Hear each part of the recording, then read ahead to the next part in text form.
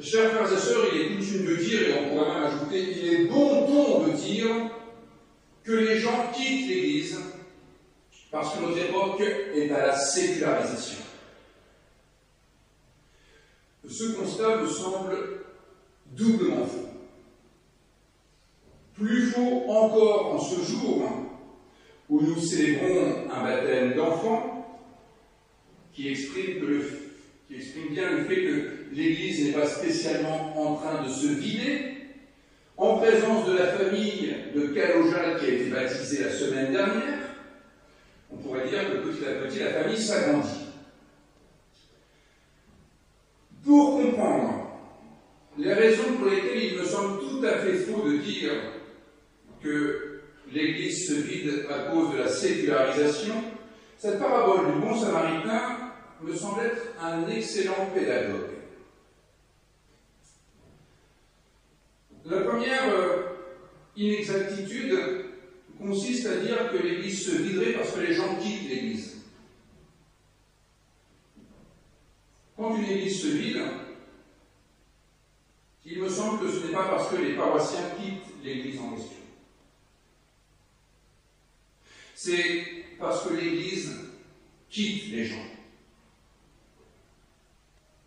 Quand une Église se vide, c'est parce que ces cadres d'Église, les personnes qui ont la responsabilité de la vie d'Église, et donc de sa vitalité, ont quitté les paroissiens. De la même manière que le prêtre et le lévite de cette histoire se sont éloignés de la personne qui était à moitié morte sur le bord du chemin. Le texte nous le dit bien, le prêtre et le lévite font un écart pour éviter la personne qui gît sur le bas-côté. Et le rédacteur dit même qu'ils vont de l'autre côté de la route. Ils vont à l'opposé de l'endroit où se trouve cette personne. Le terme grec est particulièrement significatif. Antiparelten. Il y a le verbe parerkomai qui signifie passer le long d'eux, passer outre, et le préfixe anti. Et le préfixe anti donne toute sa couleur à ce verbe. Non seulement ils passent outre, mais ils vont à l'opposé. Ils prennent un autre chemin. Ils substituent le chemin qu'ils avaient choisi à un autre chemin. Le prêtre et le lévite ont une attitude particulièrement anti dans ce texte. Anti-situation de l'homme blessé. Ce n'est pas cet homme qui ne se rendra pas au culte le dimanche matin. C'est le culte qui abandonne cette personne. C'est le culte qui est même anti, opposé, voire hostile à cette personne. Quand une église se vide, ce n'est pas parce que les paroissiens quittent l'église, mais c'est parce que l'église quitte les paroissiens, parce que l'église quitte les personnes. C'est parce qu'elle abandonne leurs préoccupations. C'est parce qu'elle s'éloigne des questions vitales qui se posent à ses contemporains. C'est parce qu'elle va à l'encontre des véritables besoins, des besoins fondamentaux des gens dont elle a pourtant la responsabilité. Le prêtre et le lévite de cette histoire sont enfermés dans leurs propres préoccupations. Ils sont devenus non seulement hermétiques à tout ce qui est extérieur, et même anti tout ce qui est extérieur. Pourquoi le prêtre et le lévite font-ils un écart? Pourquoi vont-ils de l'autre côté de la route au lieu de rejoindre l'homme laissé à demi-mort? C'est justement parce que l'homme est à moitié mort, comme le dit très bien le rédacteur. Or, toucher un mort est un motif d'impureté. Le prêtre et le lévite ne prennent donc aucun risque. Et voilà bien ce qui est mortel, ne prendre aucun risque. En n'allant pas porter secours aux malheureux qui amènent le sol sur cette route qui mène en dessous du niveau de la mer. Je vous rappelle que Jéricho est situé 240 mètres en dessous du niveau de la mer. Cet homme est donc plus bas que terre. C'est cet homme qu'ils évitent soigneusement. On peut même dire qu'ils prennent un soin particulier à éviter cet homme qui est plus bas que terre. Eh bien, le prêtre et le lévite, en faisant cela, font preuve d'une vigilance indiscutable sur leur état de pureté. Un saint ne pourra pas le reprocher. Ils sont purs jusqu'au bout des doigts. Impeccables. Ils ont bien respecté la loi. Et c'est au nom de cette pureté rituelle qu'ils s'éloignent de la pureté éthique. Enfermés dans leur respect scrupuleux des règles religieuses pour ce qui les concerne, le prêtre et le lévite s'éloignent de la véritable humanité. Ce sont eux qui quittent l'humanité. Ce n'est pas l'humanité qui les quitte. C'est par leur attitude que la vie est désormais ailleurs que dans le temple. Cette parabole donne matière à penser par un jeu de contraste tout à fait saisissant pour peu que nous ayons en tête quelques éléments de culture biblique que je vais maintenant vous offrir. Ça sera la première séance de catéchèse pour Victorien. Et pour les autres. Il y a toujours eu une rivalité entre le royaume du Nord, qu'on appelle Israël, qui est organisé autour de sa capitale Samarie, d'où les Samaritains, et le royaume du Sud, Juda, qui est organisé autour de l'autre capitale, Jérusalem. Une véritable rivalité. Dans la Bible, c'est une rivalité qui s'exprime notamment par la tension entre le roi d'Israël, Saül, le premier roi, le premier Messie, et celui que vous connaissez mieux certainement, David, qui va le supplanter. Cette tension s'exprimera d'ailleurs dans un cadre analogue à notre texte qui a été l'objet de l'étude biblique de jeudi dernier, en 2 Samuel 16. Sur cette même route qui mène de Jérusalem à Jéricho, il y avait le roi David qui était lapidé par Shimei. Shimei est quelqu'un de la famille de Saül. Et c'est donc ce conflit entre le royaume du Sud et le royaume du Nord qui est exprimé par 2 Samuel 16, le roi qui est lapidé, caillassé par quelqu'un du royaume du Nord. Et c'est précisément sur cette même route qui conduit à Jérusalem, vers le Jourdain, que cette fois, le Samaritain, l'homme le plus anti-Juda qui soit, l'homme le plus anti-habitant de Jérusalem qui soit, va s'approcher de l'homme blessé et lui porter secours. L'histoire se répète dans d'autres termes que ceux à quoi nous étions habitués. On peut défroisser les faux plis de l'histoire. Le rédacteur écrit que le Samaritain pros elton, ce qui est l'exact contraire de l'attitude du prêtre et du lévite. Il y a toujours le verbe archomai, qui signifie marcher, mais cette fois, ce n'est pas le préfixe anti, c'est le préfixe pro, le fait d'aller au-devant d'eux. Alors que le prêtre et le lévite étaient anti, le samaritain est pro. Et c'est là qu'il y a un superbe jeu de contraste. Le samaritain, par définition, est anti, et c'est lui qui est le plus pro. Et les chefs de la communauté, qui sont censés être pro, sont les plus anti. C'est ce qui va faire du samaritain le prochain de l'homme blessé. Et du coup, nous devrions dire par un néologisme qui n'est peut-être pas le plus heureux, et dans tous les cas un peu cavalier, que le prêtre et le lévite sont des anti-chiens. Vous voyez, ce n'est pas tout à fait très heureux, mais l'inverse du prochain, c'est l'anti-chien. Et nous apprenons ce qui a conduit le Samaritain, l'homme le plus éloigné, à s'approcher de l'homme à moitié mort. Il a été saisi aux entrailles. Il a eu pitié, pour le dire avec un terme qui n'a pas toujours bonne presse. Ce qui fait la différence entre le prêtre et le lévite, d'une part, et le Samaritain, d'autre part, c'est que le clergé n'a eu qu'une seule obsession, voir la moitié morte. C'est un peu comme ceux qui veulent absolument voir la moitié vide de la bouteille. Le Samaritain, lui, a vu la moitié vivante, la moitié pleine.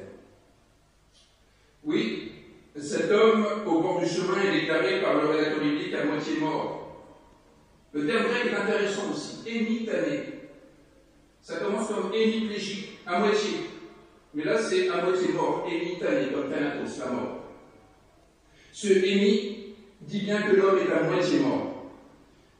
Et c'est là-dessus que se focalise le clergé. Il voit ce qui dépérit. Il voit ce qui est bon à jeter ou ce qui est un motif d'impureté qui nous éloignera impérativement de cette situation. Mais s'il est à moitié mort, cela implique qu'il est aussi à moitié vivant. Et c'est sur quoi se focalise le Samaritain.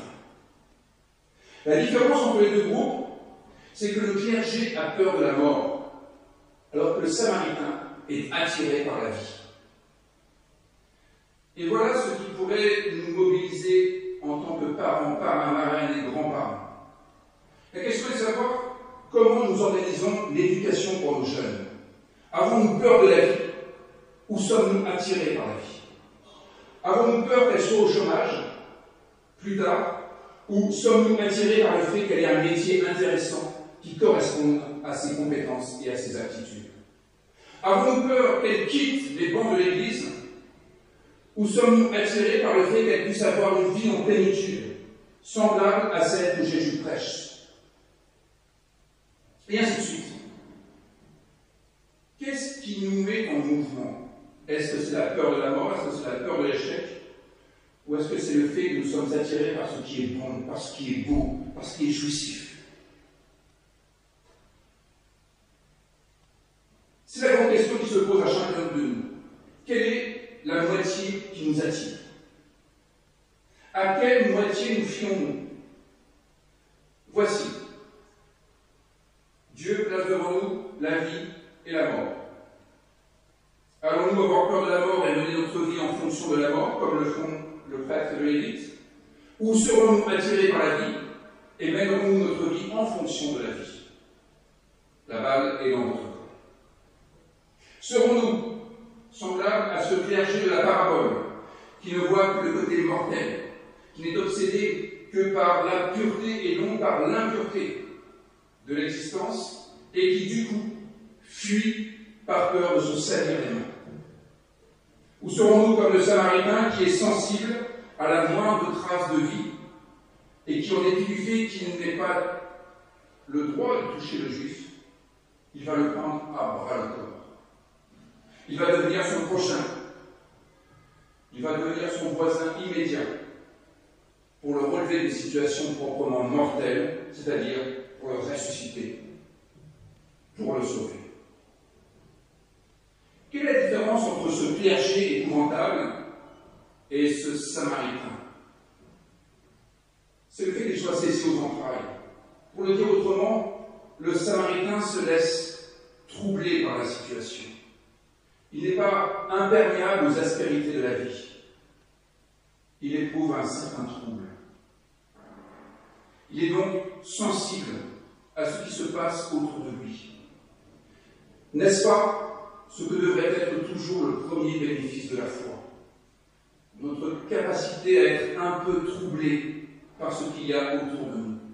La foi non pas comme une organisation de certitude qui bétonnerait notre vie et qui l'exempterait du moindre problème, mais la foi comme sensibilité à la vie, le fait de pouvoir être un peu troublé par un regard, par un murmure, par une attitude, et d'y découvrir un frémissement de la vie, et de suivre ce petit frémissement pour lui donner un peu plus d'ampleur. Cela nous montre que la sécularisation n'est vraiment pas le problème de l'Église, et que c'est toujours un peu facile de mettre sur le dos de la sécularisation le fait que certaines églises se videraient de leur contenu. Quand elles se vident de leur contenu, c'est qu'elles se vident de leur substance. Dans cette parole, nous sommes en plein contexte de sécularisation. Et ce n'est pas la sécularisation qui pose problème, c'est le cléricalisme, c'est le clergé, c'est la manière d'être de l'Église. C'est cette manière que l'Église a de se maintenir à distance des difficultés humaines qui pose vraiment problème. Quand l'Église se ferme aux souffrances humaines, aux questions que se posent les personnes, alors d'autres lieux se remplissent. Des hôtelleries affichent guichets fermés, parce elles accueillent tous les abandonnés de l'Église. Quand l'Église quitte les gens, de nouveaux temples se remplissent pour accueillir l'humanité. Quand l'Église trouve plus astucieux d'obéir scrupuleusement à la loi de l'institution plutôt qu'à la loi de Dieu, quand l'Église s'intéresse à sa survie plutôt qu'à la survie des personnes, alors, évidemment, elle n'est plus en mesure d'être prise aux entrailles. Elle n'est plus en mesure d'être légèrement troublée par la misère humaine. Elle n'est plus en mesure, du coup, de s'approcher de la vie, notamment de la vie malmenée. Elle n'est plus en mesure, du coup, de faire bénéficier qui que ce soit de la grâce de Dieu. Cette grâce qui, à travers Jésus, est venue secourir ceux qui en avaient besoin. Jésus lui-même dira qu'il n'est pas venu pour les bien portants, mais pour les malades. Et si l'Église ne peut pas être troublée par cette situation-là, alors elle ne peut plus être l'agent de la grâce de Dieu. Elle ne peut plus être l'agent du salut de Dieu. En contexte de sécularisation, Jésus révèle qu'il est possible d'être profondément attiré par la vie que Dieu nous révèle et de nous approcher de toutes les situations où des petits bouts de vie ont besoin de reprendre de l'ardeur, d'être réveillés, d'être ressuscités. En contexte de sécularisation, on voit que chacun a sa part à jouer, qu'il soit ou non membre d'Église, qu'il soit ou non cotisant. Ce n'est pas ça qui compte. En contexte de sécularisation, Jésus révèle qu'il est possible pour tout un chacun de s'approcher des situations que l'Église pourrait considérer comme perdues et de sauver les demi-morts. En contexte de sécularisation, Jésus nous révèle qu'il est possible de répondre à notre vocation divine, que nous soyons ou non membres du clergé. Et cette vocation divine, c'est d'être profondément humain.